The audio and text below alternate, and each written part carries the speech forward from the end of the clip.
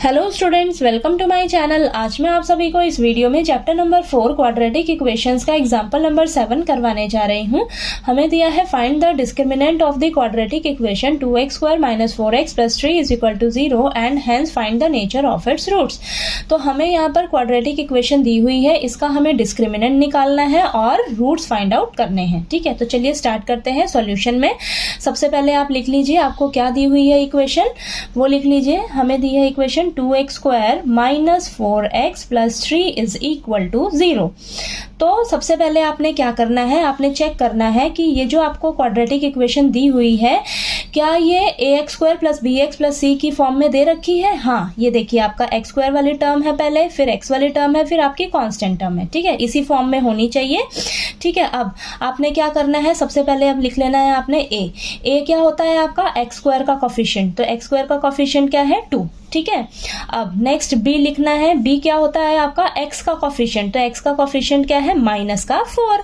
Next c क्या होता है आपका कांस्टेंट टर्म। तो कांस्टेंट टर्म क्या है आपके पास 3। ठीक है, इतना क्लियर हुआ, इतना लिखना है आपने। अब हमें क्या बोला है, डिस्क्रिमिनेंट निकालने के लिए। ठीक है, तो वो निकाल लेते हैं। तो डिस्क्रिमिनेंट निकालने के लिए हमारे पास फॉर्मूला होता है। ठीक है, तो यहाँ पर फॉर्मूला लिखिए डिस्क्रिमिनेंट d = b² - 4ac। ठीक है, ये फॉर्मूला होता है हमारे पास डिस्क्रिमिनेंट निकालने का। ठीक है, तो यहाँ पर हमने पहले से ही a b c का वैल्यू निकाल लिया है। अब यहाँ पर हम फटाफट से पुट कर लेते हैं। तो b का वैल्यू हमारे पास क्या है -4। तो यहाँ पर b² है तो -4 का स्क्वायर हो जाएगा। ठीक है, अब -4 इंटू में a कितना निकाला है हमने 2। ठीक है, और c कितना है हमारे पास 3। ठीक है, अब -4 का स्क्वायर क्या हो जाएगा हमारे पास 16 और -4 × 2 = 8, 8 × 3 = 24। ठीक है, यहाँ पर 16 प्लस का है, माइनस का 24, प्लस माइनस माइनस, तो माइनस का हमारे पास क्या आएगा 8।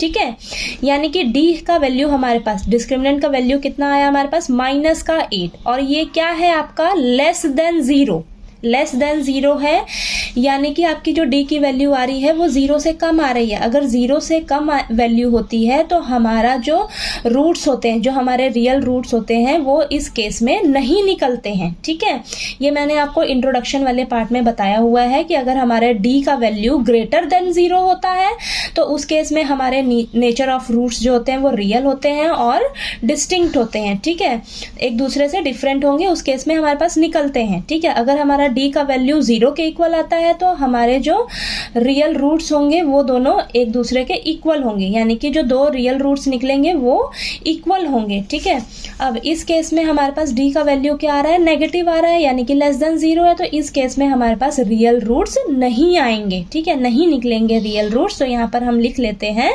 thus the given equation has no real roots, यानी कि हमें जो इक्वेशन दी हुई है ये, इसके कोई भी रियल रूट्स नहीं निकलेंगे, क्योंकि यहाँ पर हमने d निकाल लिया, डिस्क्रिमिनेंट निकाल लिया और वो लेस देन 0 आ रहा है। ठीक है, तो ये मैंने आपको इंट्रोडक्शन पार्ट में नेचर ऑफ रूट्स बताया हुआ है, तो वहाँ पर जाकर आप इंट्रोडक्शन पार्ट में देख लीजिएगा। ठीक है, वहाँ पर मैंने अच्छे से क्लियर करवाया हुआ है।